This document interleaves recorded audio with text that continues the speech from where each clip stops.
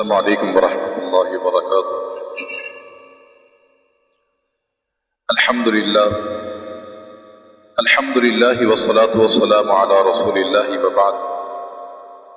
اعوذ باللہ من الشیطان الرجیم، بسم اللہ الرحمن الرحیم۔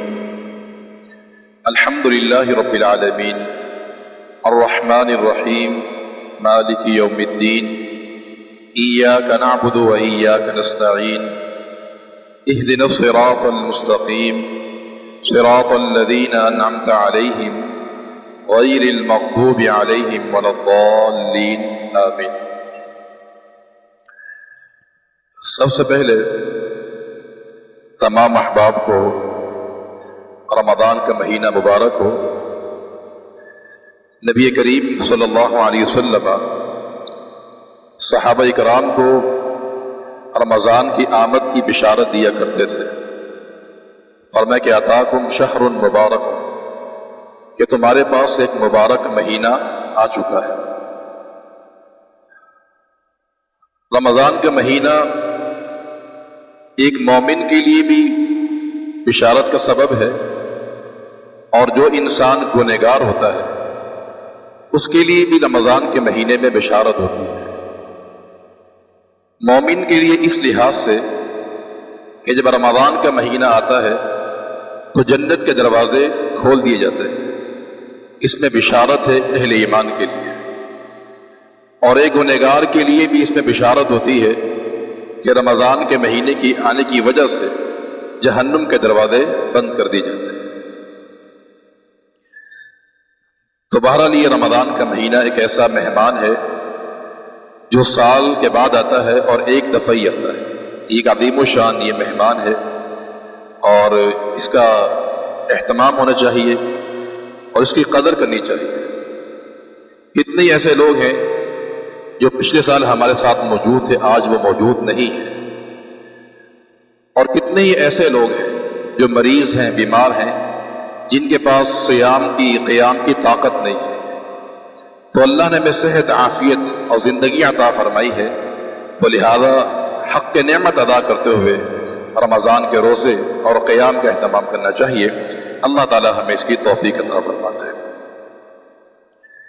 مسجد حاضر میں بحمد اللہ ہر سال رمضان کی اس مقدس ساعات میں قرآن مجید کا خلاصہ، اس کا اہتمام کیا جاتا ہے۔ پچھلے سال کرونا کی وجہ سے یہ اہتمام نہیں ہو سکا۔ اس سال انشاءاللہ اللہ کی توفیق اگر شامل حال رہی تو بڑے ہی اختصار کے ساتھ قرآن مجید کا انشاءاللہ خلاصہ ہم بیان کریں گے۔ قرآن مجید یہ اللہ تعالیٰ کی کتاب ہے، یہ ایک آسمانی کتاب ہے، اور یہ کلام الہی ہے۔ اس کی فصاحت اور بلاغت بھی اس بات کی دلیل ہے کہ یہ اللہ کا کلام ہے، اور اس کی تعلیمات بھی اس بات کی شہادت دیتی ہے کہ یہ انسان کا کلام نہیں ہے بلکہ کلام الہی ہے۔ وَإِنَّهُ لَتَنزِيلُ رَبِّ الْعَالَمِينَ تنزیل من الرحمن الرحیم۔ قرآن مجید میں مختلف مقامات پہ اس بات کا ذکر کیا گیا ہے کہ یہ قرآن مجید رب العالمین کی طرف سے ہے، یہ کلام الہی ہے، یہ انسان کا کلام نہیں ہے۔ اور قرآن مجید ہر قسم کے شکوک سے، شبہات سے بالکل پاک ہے۔ اللہ نے قرآن مجید کے آغاز میں ہی دو ٹوک الفاظ فرما دیے کہ ذالک الکتاب لا ریب فیہ، اس کتاب میں کوئی شک ہی نہیں ہے۔ اور جب قرآن کے مخالفین نے اس قرآن پر اعتراضات کیے تھے تو اللہ نے چیلنج دیا انہیں، وَإِن كُنتُمْ فِي رَيْبٍ مِّمَّا نَزَّلْنَا عَلَىٰ عَبْدِنَا، لیکن وہ لوگ قرآن جیسی ایک صورت بھی بنا نہیں سکے۔ اور سوچنے کی بات یہ ہے کہ جن لوگوں نے نبی کریم صلی اللہ علیہ وسلم کو کاہن، جادوگر، مجنون اور دیوانہ کہا تھا، انہیں اس بات کا علم نہیں ہو سکا کہ قرآن کے اندر حکمت بھری باتیں ہیں، اور ایک انسان اگر مجنون یا شاعر یا دیوانہ ہو وہ کبھی ایسی باتیں بیان نہیں کر سکتا ہے کہ جو حکمت سے بھرپور ہو۔ معنی یہ ہے کہ قرآن مجید اللہ کا کلام ہے، اور جو نبی لے کر آیا ہے وہ مجنون یا ساحر نہیں ہو سکتا۔ قرآن مجید کی خصوصیات کی اگر بات کی جائے اس کی بہت ساری خصوصیات ہیں، میں نے بتائی ابھی کہ اس میں شک نہیں کیا جا سکتا، اس میں ابہام نہیں ہے، اور یہ کلام الہی ہے۔ اور قرآن کی خصوصیات میں ایک بات یہ بھی شامل ہے کہ قرآن مجید نے کسی بھی شخصیت کی سیرت کو داغدار نہیں کیا۔ فرعون کا ذکر بھی کیا گیا ہے، ابو لہب کا ذکر بھی کیا گیا ہے، لیکن کسی کی سیرت کو اس انداز سے داغدار نہیں کیا گیا جس طرح کہ سابقہ کتابیں جو محرف شدہ ہیں اس میں سیرتوں کو داغدار کیا گیا ہے۔ داؤد علیہ السلام کی، حضرت سلیمان کی سیرتوں پر داغدار کیا گیا ہے، لیکن قرآن کی خوبی یہ ہے کہ مسئلہ بھی بیان کر دیتا ہے لیکن کسی کی سیرت کو داغدار نہیں کرتا۔ اور قرآن کی خوبی یہ بھی ہے کہ اس نے عقیدہ توحید کو بالکل سہل انداز کے ساتھ بیان کر دیا۔ قل هو اللہ احد، اللہ ایک ہے، بالکل مسئلہ صاف ہو گیا۔ جبکہ عیسائیوں کے ہاں عقیدہ تثلیث، تین خدا کا جو عقیدہ ہے، وہ آج تک وہ خود اس عقیدے کو سمجھ نہیں پاتے ہیں، لیکن قرآن کا اسلوب یہ ہے کہ اس کے اندر ہر مسئلے کو بالکل احسن انداز سے اور سہل انداز سے بیان کر دیا گیا ہے۔ قرآن مجید کے اندر کسی مقام پر بے حیائی کا تذکرہ اس انداز سے نہیں کیا گیا۔ حضرت مریم کا واقعہ ہم پڑھیں گے آگے جا کر کہ ان کے ہاں بچے کی ولادت ہوئی بغیر باپ کے، لیکن قرآن نے کتنے احسن پیرائے میں اس کو بیان کیا ہے، کہیں بھی بے حیائی نظر نہیں آتی۔ یہ ساری قرآن کی خوبیاں اور قرآن کی شان ہے۔ تو جو کتاب اس قدر کمالات کی حامل ہو اس سے استفادہ کرنا بہت ضروری ہے، لیکن استفادے کے لیے بھی چند شرائط ہیں۔ پہلی شرط یہ ہے کہ قرآن کو اگر آپ نے پڑھنا ہے، فائدہ اٹھانا ہے، تو اس میں غور و خوض کیا جائے، تدبر کیا جائے۔ صحابہ کرام کی تلاوت میں اور ہماری تلاوت میں فرق ہے۔ ہم قرآن پڑھتے ہیں محض تبرک کے لیے، تقدس کے لیے پڑھتے ہیں، یہ بھی اچھی بات ہے، لیکن صحابہ کرام کی جو تلاوت کا طریقہ کار تھا وہ اس سے الگ تھا۔ وہ قرآن پڑھتے بھی تھے اور ہر آیت پر غور کرتے تھے، اس قدر غور و خوض کرتے تھے کہ سورۃ بقرہ پڑھتے ہوئے 8 سال گزار دیا کرتے تھے۔ تو قرآن سے استفادہ کیسے کرنا ہے کہ اس میں غور و خوض کیا جائے۔ نمبر 2، قرآن سے استفادہ کی صورت یہ بھی ہے کہ قرآن مجید کو انسان نیک ارادے سے پڑھے، اچھی نیت سے کو پڑھنا چاہیے کہ اللہ تعالیٰ اس قرآن کے ذریعے مجھ سے جہالت دور کرتے، مجھ میں جو کمی کوتاہی ہے اس کو دور کرتے، تو اچھے ارادے سے قرآن مجید کو پڑھنا چاہیے۔ اور نمبر 3، قرآن سے اگر استفادہ کرنا ہے تو قرآن مجید کو اپنی تمام جو ذاتی اغراض اور مقاصد ہیں، جو ترجیحات ہیں، انہیں قربان کر کے قرآن مجید کو پڑھا جائے۔ ہمارے یہاں ایسا ہی ہوتا ہے کہ ہم قرآن پڑھتے ہیں لیکن جہاں مسئلہ ہمارے خلاف آتا ہے ہم اپنی ترجیحات کا مسئلہ کھڑا کر دیتے ہیں اور قرآن کو تسلیم نہیں کرتے۔ قرآن کو پڑھیے، اپنے ذاتی اغراض، مفاد کو، مقاصد کو بالا طاق رکھتے ہوئے قرآن کی تعلیمات کو ترجیح دیجیے۔ یہ بھی قرآن سے استفادے کی ایک شکل ہے۔ اور ایک شکل یہ بھی ہے کہ جب قرآن مجید کو پڑھا جائے تو اسے معمولی کتاب یا عام کتاب سمجھ کے نہ پڑھا جائے۔ ہم قرآن مجید پڑھتے ہیں لیکن عام سمجھ کے پڑھتے ہیں، نہیں میرے بھائی، پڑھنا ہے تو آپ اس نیت سے پڑھیے کہ قرآن مجید اللہ تعالیٰ کا کلام ہے، یہ کلام الہی ہے۔ جس چیز کی عظمت اور رفعت آپ کے ذہن میں گھر کر جائے گی تو انسان اس سے محبت بھی کرتا ہے، وہ چیز انسان کو یاد بھی ہو جاتا ہے۔ تو بہرحال یہ چند باتیں ابتدائی میں نے بیان کی ہیں قرآن کے تعلق سے۔ رات کو قاری صاحب نے بحمدللہ 1 سے 12 مکمل تلاوت کیا ہے، پہلا پارہ تلاوت کیا گیا ہے۔ سب سے پہلے سورۃ فاتحہ ہے۔ قرآن مجید کی 114 صورتیں ہیں اور یہ قرآن کی جو صورتیں ہیں 114 یہ توقیفی ہے۔ توقیفی کا معنی یہ ہوتا ہے کہ یہ مقرر کی ہیں رسول اللہ صلی اللہ علیہ وسلم نے، یعنی قرآن کی 114 صورتیں ہیں تو اس لیے ہے کہ اللہ کے نبی نے فرمایا ہے، اور جس ترتیب سے ہے یہ بھی اللہ کے پیغمبر کی ترتیب ہے۔ تو قرآن کی صورتوں کی ترتیب اور تعداد یہ دونوں اللہ کے پیغمبر نے بیان فرمائی ہے، یہ نص سے ثابت ہے۔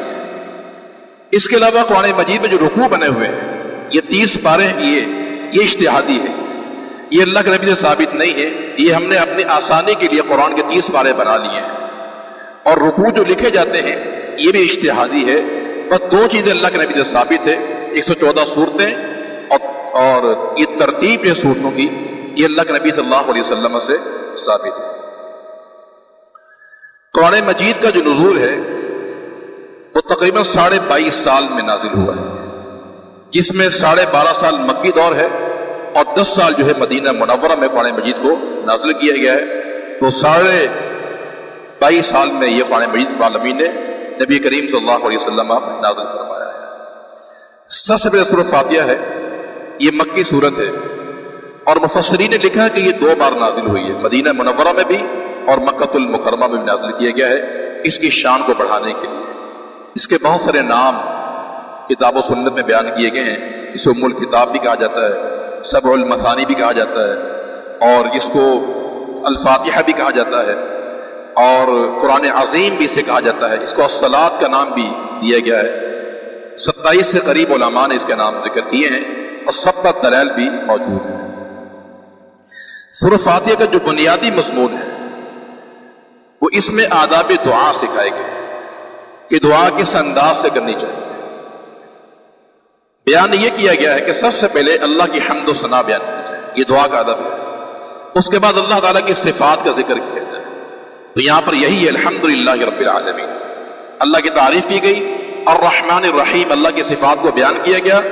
اس کے بعد دعا سکھائی گئی، اہدنا الصراط المستقیم، یہ آداب دعا ہے۔ اور اسی طرح اس صورت کے اندر 3 بنیادی عقائد کا ذکر بھی کیا گیا ہے، ایک ہے توحید الوہیت، توحید ربوبیت اور توحید اسماء و صفات۔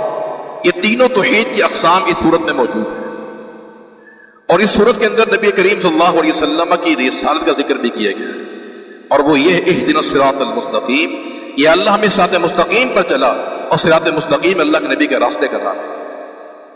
اور اس سورہ میں فکر آخر کا ذکر بھی کیا گیا کہ مالک یوم الدین، اللہ قیامت کے دن کا مالک ہے۔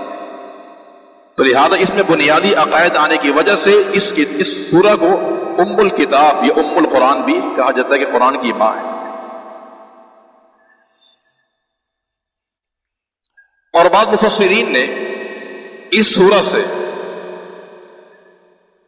نبی کریم صلی اللہ علیہ وسلم کے صحابی ابو بکر صدیق رضی اللہ تعالی عنہ کی خلافت کو ثابت کیا ہے کہ سورۃ فاتحہ سے صدیق کی خلافت ثابت ہوتی ہے۔ وہ اس طرح کہ یہاں دعا سکھائی گئی کہ یا اللہ ہمیں صراط مستقیم پر چلا دے۔ یہ کن کا راستہ ہے؟ کہ جن پر تیرا انعام ہوا۔ یہ انعام یافتہ کون ہے؟ اولئک الذین انعم اللہ علیہم من النبیین والصدیقین، صدیقین منعم علیہ ہیں کہ جن پر اللہ نے انعام کیا ہے، اور اللہ کے نبی نے صدیق کو صدیق قرار دیا ہے۔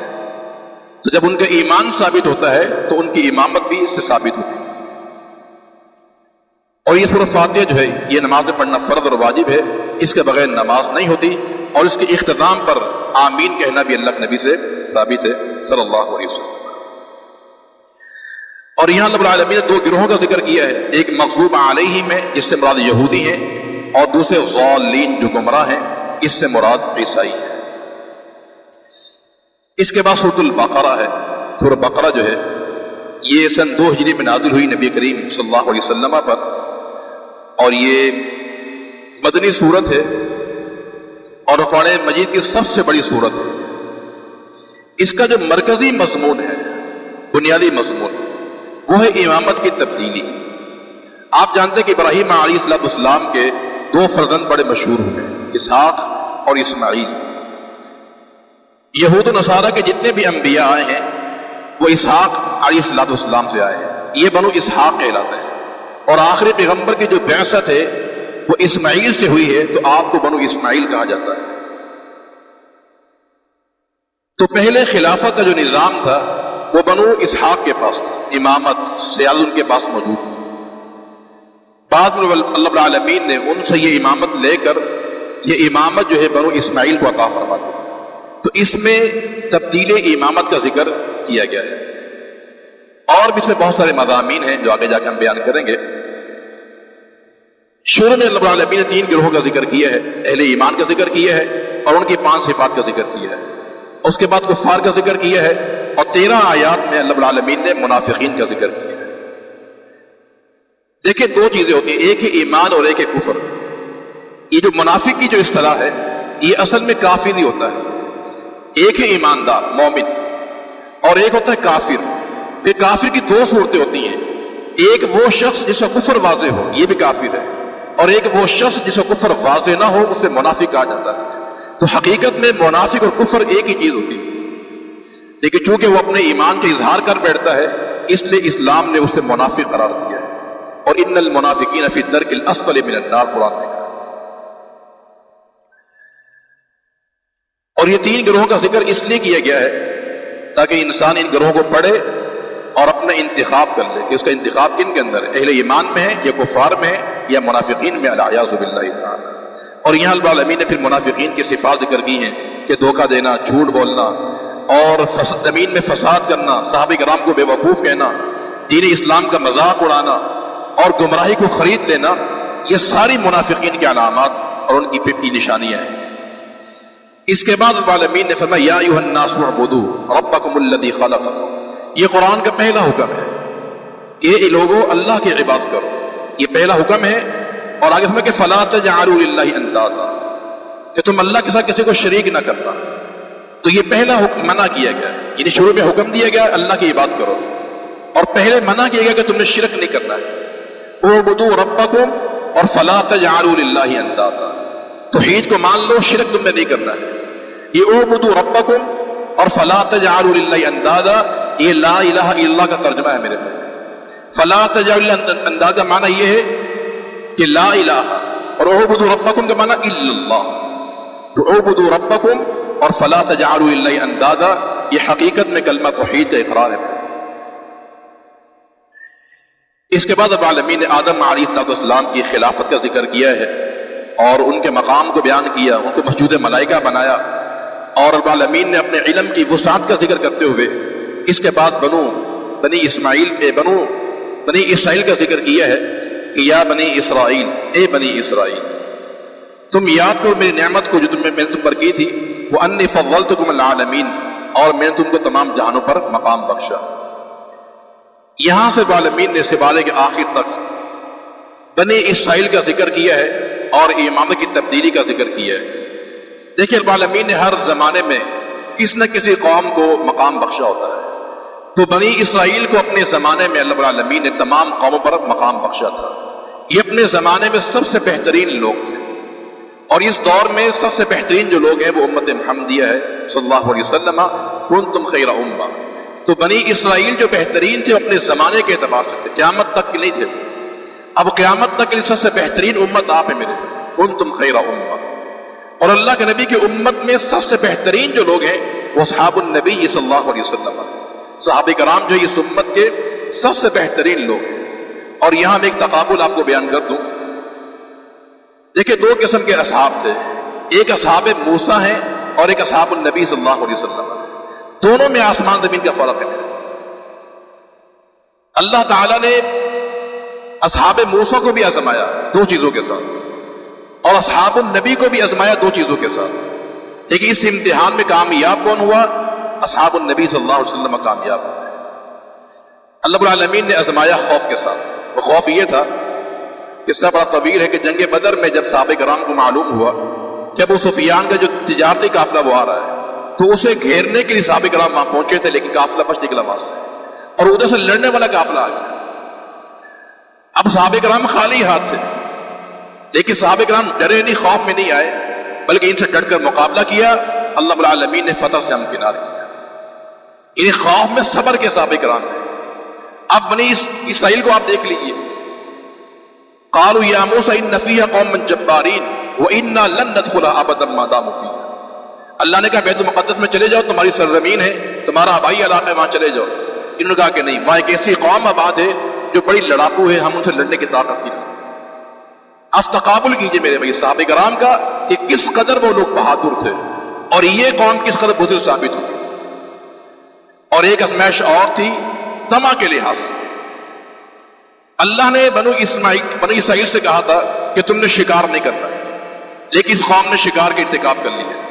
اور صحابہ کرام سے کہا گیا حدیبیہ کے موقع پر جب احرام پہنا ہوا تھا کہ تم نے شکار نہیں کرنا ہے. صحابہ کرام کے سامنے شکار پھر رہے تھے، لیکن صحابی نے کوئی شکار نہیں کیا.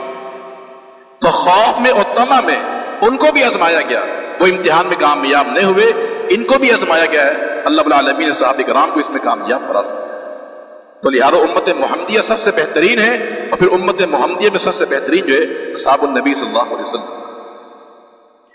یہاں اللہ رب العالمین نے پھر بنو اسرائیل کی 10 نافرمانی کا ذکر کیا ہے اور 10 سزاؤں کا ذکر کیا ہے اور 10 قسم کی وعید اللہ رب العالمین نے یہاں بیان کی ہے کہ انہوں نے پشے کی پوجا شروع کر دی تھی اور کہا کہ ہم نے اللہ کو واضح دیکھنا ہے۔ انہیں کہا کہ قولوا حطۃ کو ہو، انہوں نے کہا حنطۃ۔ اللہ نے کہا کہ پہلے سر داخل کرنا ہے، انہوں نے پہلے ٹانگیں داخل کی۔ یہ رب العالمین کی نافرمانی انہوں نے اس قوم نے کھل کر کی میرے بھائی۔ اللہ نے یہاں سزائیں ذکر کی کہ ہم نے کو بندر بنا دیا، خنزیر بنا دیا، ان پر ذلت پھٹکار مسکینی ہم نے ان پر مسلط کر دی تھی۔ اس کے بعد عالمین نے گائے کا واقعہ بیان کیا ہے اور اس کے بعد عالمین نے مزید یہود و نصارہ کی جو جرائم کی فہرست تھے وہ اللہ العالمین بیان کر رہا ہے کہ بنی اسرائیل جو ہے یہ جبریل کے بڑے دشمن تھے، جبریل امین سے دشمنی کیا کرتے تھے اور ان کا موقف یہ تھا کہ جبریل جو ہے ہمارا دشمن ہے، کہ جب بھی وحی لے کر آتا ہے ہمارے خلاف لے کر آتا ہے۔ اللہ العالمین نے جواب دیا کہ من کان عدوا للہ وملائکتہ ورسلہ جبریل ومیکائیل فإن اللہ عدو للکافرین۔ جو جبریل کا دشمن ہے وہ اللہ العالمین کا دشمن ہے۔ یہ جرم تھا یہود و نصارہ کا، یہودیوں خاص کر وہ جبریل سے دشمنی کیا کرتے تھے۔ اور اسی طرح انہوں نے سلیمان علیہ السلام پہ جادو کا الزام لگایا تھا کہ سلیمان جادوگر تھے، یہ جادو کی بنیاد پر ان کی حکومت چل رہی تھی۔ اللہ العالمین نے اس کی بھی تردید فرمائی ہے۔ اور نمبر 3 یا ایھا الذین آمنوا لا تقولوا راعینا، یہ یہودی جو ہے کہتے راعینا، کہتے تھے اللہ کے پیغمبر کو، یہ ہمارے چرواہے۔ اللہ کے پیغمبر صلی اللہ علیہ وسلم کی توہین کیا کرتے تھے، ہمیں کہ ایمان والو لا تقولوا راعینا، تم نے راعینا نہیں کہنا ہے۔ یہ یا ایھا الذین آمنوا جو ہے اس میں خطاب ہوتا ہے عموماً اہل ایمان کو، اور قرآن مجید میں اللہ العالمین تقریباً 88 مقامات پر اس کا ذکر کیا یا ایھا الذین آمنوا، کہ براہ راست اللہ العالمین نے اہل ایمان سے خطاب کیا ہے، اور یہ اعزاز سے اس امت کو حاصل ہے۔ اللہ نے سابقہ امتوں کے اہل ایمان سے کوئی ڈائریکٹ خطاب نہیں کیا ہے، اس امت کے اہل ایمان سے اللہ نے براہ راست خطاب کیا یا ایھا الذین آمنوا، اے ایمان والو، لا تقولوا راعینا، تم نے یہود و نصارہ کی مشابہت اختیار نہیں کرنی، نہ قول میں نہ فعل کے اندر۔ اور پھر آخر میں اللہ رب العالمین نے وہ امامت کی تبدیلی کا ذکر کیا ہے کہ پہلے ہم نے امامت بنو اسحاق کو دی تھی، یہودیوں کے پاس تھی، عیسائیوں کے پاس موجود تھی، لیکن جب انہوں نے نافرمانیاں کی اللہ رب العالمین نے امامت چھین کر جو ہے وہ بنو اسماعیل کو عطا فرما دی تھی۔ نبی کریم صلی اللہ علیہ وسلم کی جب بعثت ہوئی، آپ کی بعثت سینکڑوں سال پہلے مدینہ منورہ میں یہودی آگے آباد ہو گئے تھے، کیونکہ اپنی کتابوں میں نے پڑھ لیا تھا کہ آخری پیغمبر کا جو دار الہجرہ ہوگا وہ مدینہ منورہ یثرب ہوگا، تو یہودی وہاں کے آباد ہو گئے تھے۔ لیکن جب اللہ کے پیغمبر کی بعثت بنو اسحاق کے بجائے بنو اسماعیل میں ہوئی تو تعصب کی بنیاد پر یہودیوں نے اسلام قبول نہیں کیا تھا، اور پھر یہودیوں کو ایک سیاسی غلبہ بھی حاصل تھا، علمی بھی مقام حاصل تھا، اور جس بندے کو سیاسی غلبہ حاصل ہو یا علمی برتری حاصل ہو تو وہ بھی حق قبول نہیں کرتا ہے۔ تو لہذا ایک تو تعصب کی بنیاد پر یہودی مسلمان نہیں ہوئے تھے، اور نمبر 2 سیاسی غلبے کی بنیاد پر یہ قوم مسلمان نہیں ہوئی تھی۔ تو بہر العالمین نے بنو اسحاق سے امامت چھین کر جو ہے نبی کریم صلی اللہ علیہ وسلم کو یہ امامت عطا فرما دی تھی۔ اور آخر میں ابراہیم علیہ السلام کا ذکر کیا ہے کہ آپ کا کیا دین تھا، کس ملت پر آپ قائم تھے، کیونکہ یہودی، عیسائی، مشرکین مکہ سب اپنے آپ کو ابراہیمی ہونے کا دعویٰ کیا کرتے تھے۔ یہودی کہتے ابراہیم یہودی تھا، عیسائی کہتے وہ عیسائی تھا، اور مشرکین مکہ بھی ان کے بارے میں اس قسم کا عقیدہ رکھتے تھے۔ قرآن نے رد کیا کہ ما کان ابراہیم یہودی ولا نصرانی، ابراہیم نہ یہودی تھے نہ وہ نصرانی تھے، ولکن کان حنیفا مسلما، وہ تو مسلمان تھے۔ اور یہاں العالمین نے مزید یہ بھی ذکر کیا ہے، ایک اعزاز ذکر کیا ہے کہ ابراہیم علیہ السلام جب بیت اللہ کو تعمیر کر رہے تھے تو اس تعمیری کام میں اپنے بیٹے کو ساتھ شریک کر لیا، اسماعیل کو بھی شریک کیا۔ یہ اعزاز یہ دیا ہے، ماں باپ کو سبق یہ دیا ہے کہ ماں باپ کو اپنی زندگی میں بھی اور مرنے کے بعد بھی اولاد کو نیک کام میں لگا کر رکھنا چاہیے۔ اور پھر آخر میں العالمین نے صحابہ کرام کی شان بیان کی ہے کہ فَإِنْ آمَنُوا بِمِثْلِ مَا آمَنْتُمْ بِهِ فَقَدِ اهْتَدَوْا، اگر تمہارا ایمان ان جیسا ہوگا جو صحابہ کرام کا ایمان تھا، تمہارا وہی ایمان ہے جو صحابہ کرام کے ایمان پہ اترتا ہوگا، تو پھر تم کامیاب ہو۔ وَإِن تَوَلَّوْا، اگر تم منہ پھیر لو صدیق سے، فاروق سے، ذی النورین سے، علی مرتضیٰ سے منہ پھیر لو گے، فَإِنَّمَا هُمْ فِي شِقَاقٍ، پھر تم بدبختی میں چلے جاؤ گے. فَسَيَكْفِيكَهُمُ اللَّهُ وَهُوَ السَّمِيعُ الْعَلِيمُ. اگر تم ان کے جانے کے بعد برا بھلا کہو گے صحابہ کرام کو، فَسَيَكْفِيكَهُمُ اللَّهُ، اللہ ان کی طرف سے تمہیں کافی ہو جائے گا. اور وہ سمیع العلیم، وہ سننے والا بھی ہے اور جاننے والا ہے. آخری آیت تِلْكَ أُمَّةٌ قَدْ خَلَتْ، سبق دیا جا رہا ہے کہ تم دعویٰ کرتے ہو ہم ابراہیمی ہیں. فَتِلْكَ أُمَّةٌ قَدْ خَلَتْ، یہ ابراہیم، اسماعیل، اسحاق، یعقوب یہ گزر چکے ہیں، ان کے نظریات عقائد تم سے الگ تھے. لَهَا مَا كَسَبَتْ وَلَكُمْ مَا كَسَبْتُمْ، جو انہوں نے کمایا ان کے لیے اور جو تم کرو گے وہ تمہیں دیا جائے گا. وَلَا تُسْأَلُونَ عَمَّا كَانُوا يَعْمَلُونَ، تم سے سوال نہیں کیا جائے گا جو وہ عمل کر